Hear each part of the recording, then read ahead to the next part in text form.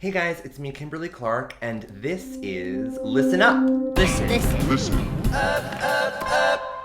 This is part 2 in my initial 3-part series in which I go over kind of my basic views on some topics that I think are going to be pertinent to the conversation of this channel. Makeup, beauty, anti-hauls, reviews, all that kind of stuff. So my first video was on gender. If you missed it, please check it out now or after the video. I think it'll help contextualize a lot of stuff. And please, while you're here, subscribe to my channel if you haven't already so you don't miss part 3 of this series, which is my thoughts on drag.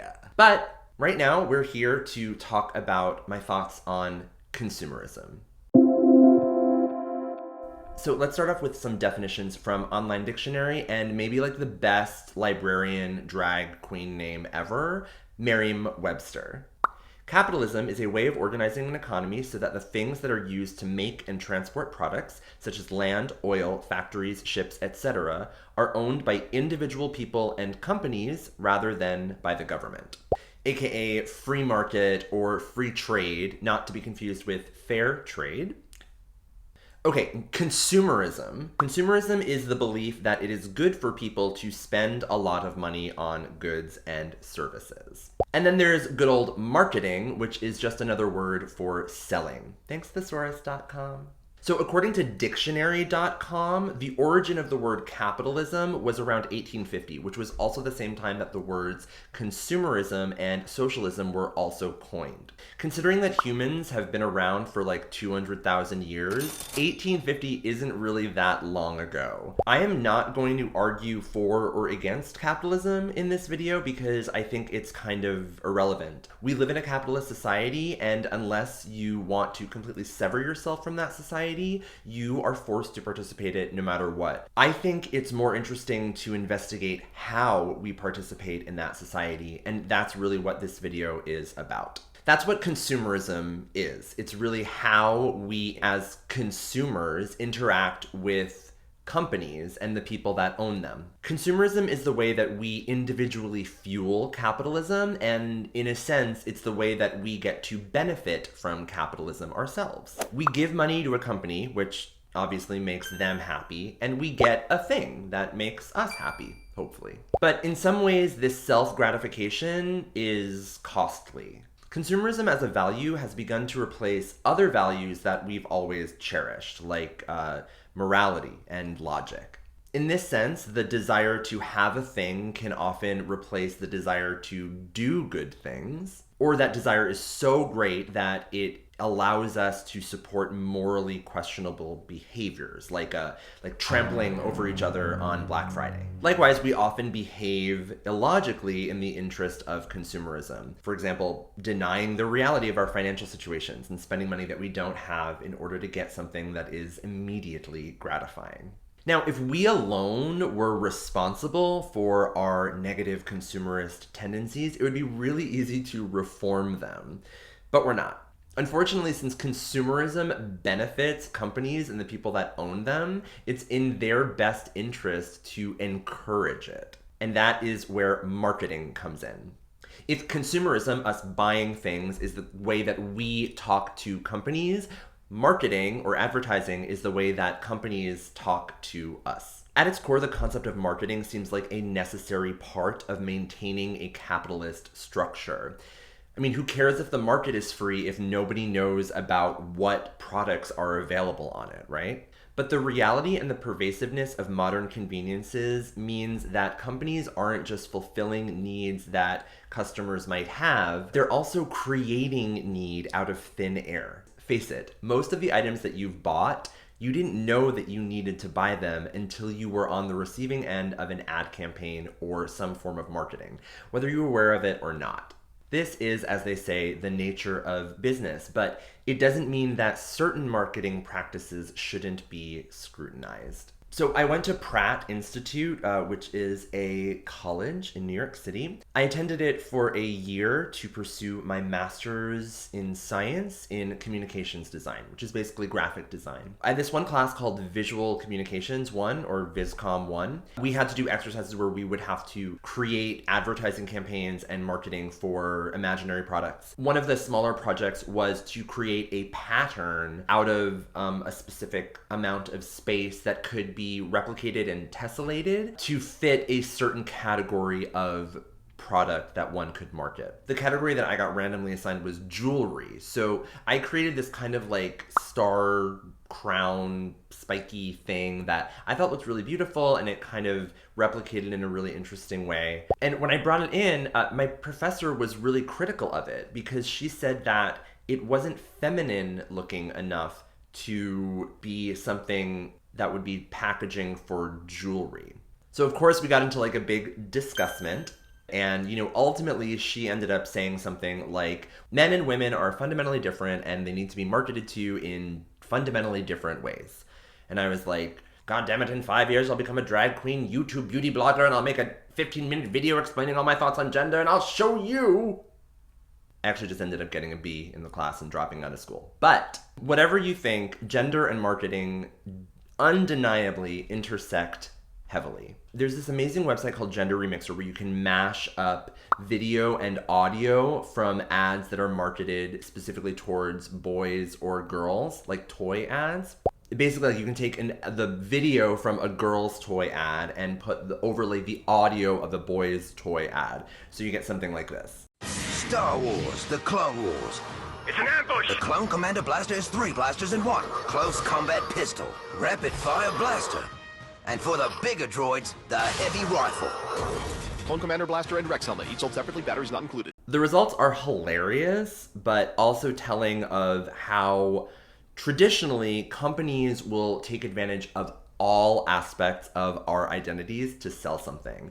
And since gender is something so fundamental to who we are in society, it makes for a really good marketing tool. It seems like every inanimate object that is sold to us is gendered. We're supposed to buy something because we're male or because we're female, but we're also supposed to buy something because we're not male or not female, not the opposite gender that we've been assigned. The gender binary is clearer in no other area than advertising. From identical products that are only different because they're either pink or blue, or products whose designs are fundamentally different but in insignificant ways, reinforcing the gender binary is key to most marketing strategies. But it's not just that we're enforcing gender roles, we're also enforcing the opposite. Parents aren't encouraged to buy their sons blue jumpers versus pink ones because they're boys. They're encouraged to buy them because they're not girls. I've already outlined how socially constructed gender roles can be constrictive and limit us in this fear-based way in my first video, which please check it out if you haven't. But consumerism is just another one of those ways that we perform our genders. Which brings us to the beauty industry. This industry specifically uses gender and fear to its advantage by promoting a standard of beauty that economically benefits the companies that make up the industry. Basically, the beauty standard is created by the companies to force you to buy products to help you meet that standard. Interestingly enough, the beauty industry came about around the same time as the origin of the word capitalism. So for years, standards of feminine beauty were completely external, like visual, objectifying, and they were thusly represented that way in the media. Print magazines featured models of all kind, model homes displaying model feminine activity, supermodels displaying how your face and body are ideally proportioned. And television did the same, promoting often completely ridiculous representations of femininity that are a little counterintuitive and unrealistic.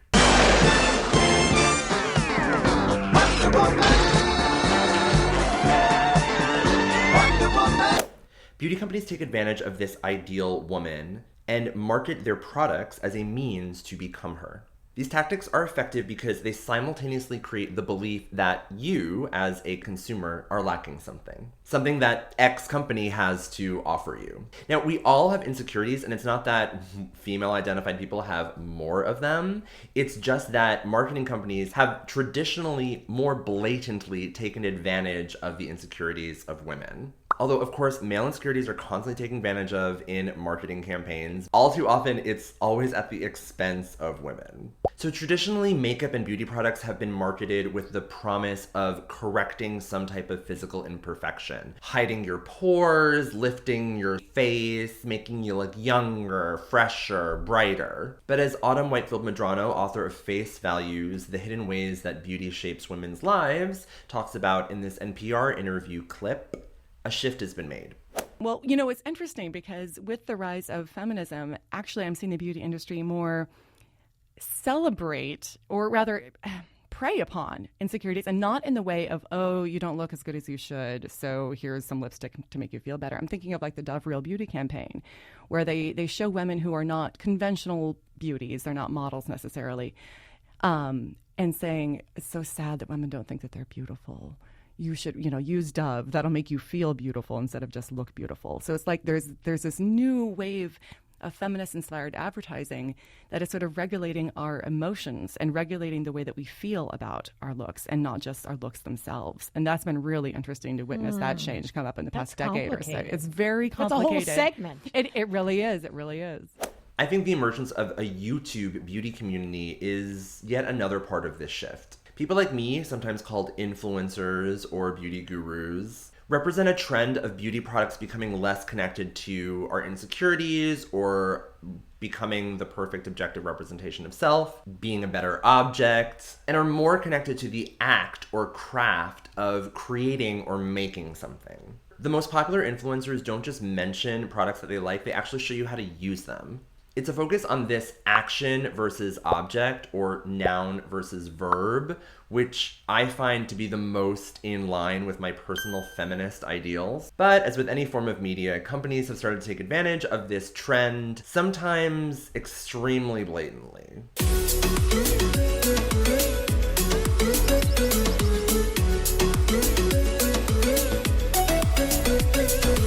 While on a fundamental standpoint, I support the internet and YouTube and the way that it allows for the most voices joining in the conversation, it's always important to be critical of any source of media. The people that benefit from consumerism are very few, but very powerful.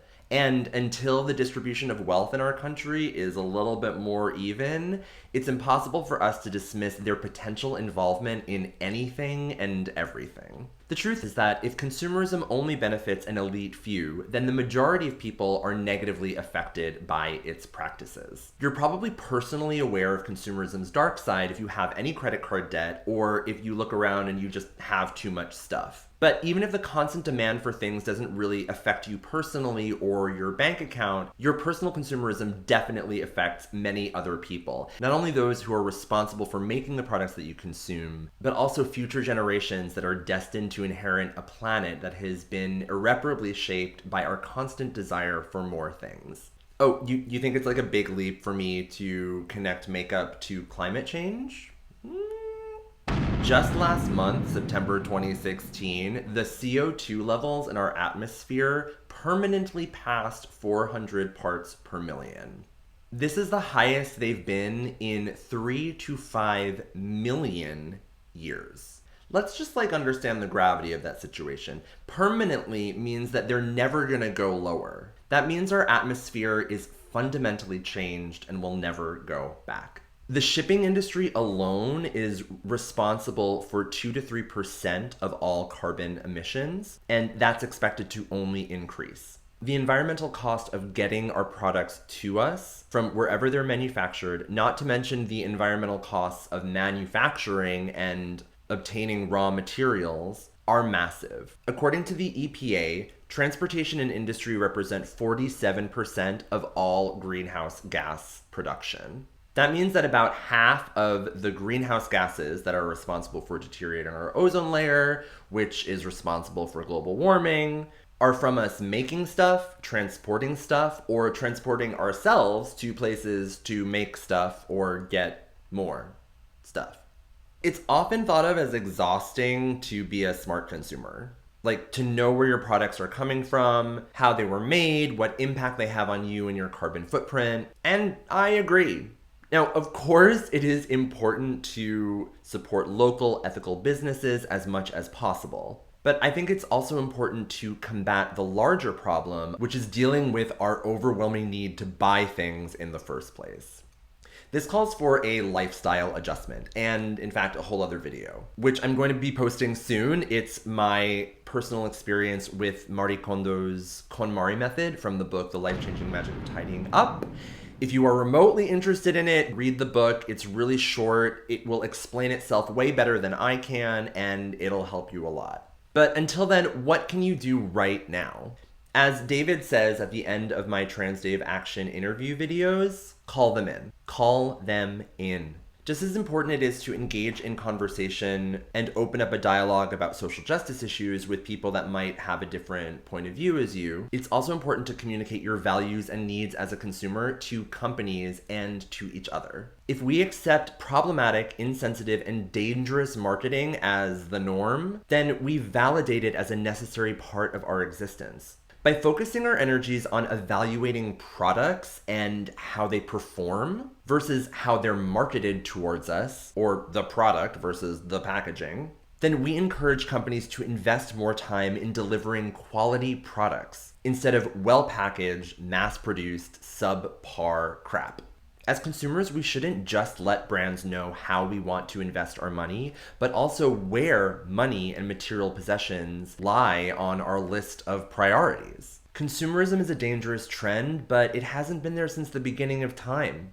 And in fact, it's just that, a trend, which means that it'll pass. There's going to be a day where our resources as a society cannot sustain the way that we're living. But we don't have to wait for that day to fix our wrongs. The great thing about being on YouTube is that we're a community. We can dialogue with each other and express our shared vision of the world.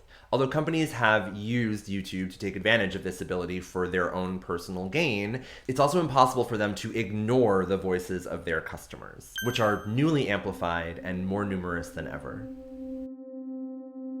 Together we'll put our money where our ideas are, and our ideas out into the world. There, our ideas will flourish and motivate, encourage, and mingle.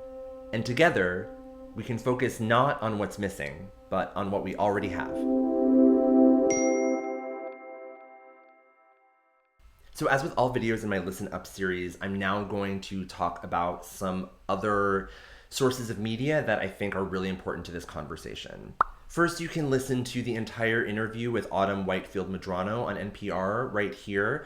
It's a really fascinating conversation, and I'm really excited to get her book and to read it, because I think that the more people dialogue and talk about beauty and consumerism so blatantly, the more likely brands and companies will start responding and affecting change. I also wanted to share another YouTube channel called the Pop Culture Detective Agency. This is a channel created by the guy that created the gender remixer, which I referred to earlier in this video, Jonathan McIntosh. This is a kind of companion channel to Feminist Frequency, which is Anita Sarkeesian's channel, which is also an amazing watch. Jonathan focuses on ways that masculinity is represented in different ways in culture and media and advertising. And I think it's also a really great resource for interrogating more deeply some of these ideas. And then last but not least, I encourage you to watch this film. It's called What Would Jesus Buy? And it focuses on Reverend Billy and the Stop Shopping Gospel Choir.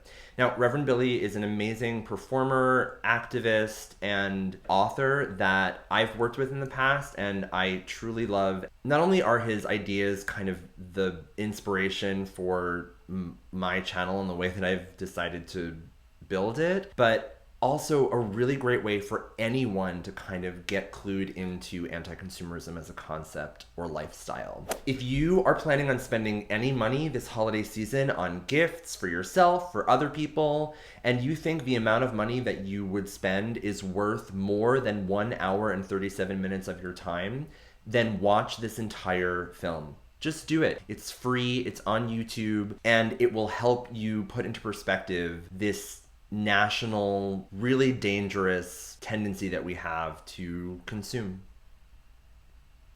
I'm Kimberly Clark. Thank you so much for watching. If you like this series, give it a thumbs up and let me know what other topics and social justice issues or political issues or conceptual issues you want me to tackle in the series. Like I said, my next video will be about my thoughts on drag, so please stay tuned for that. Thanks so much for watching. I'm Kimberly Clark. Bye.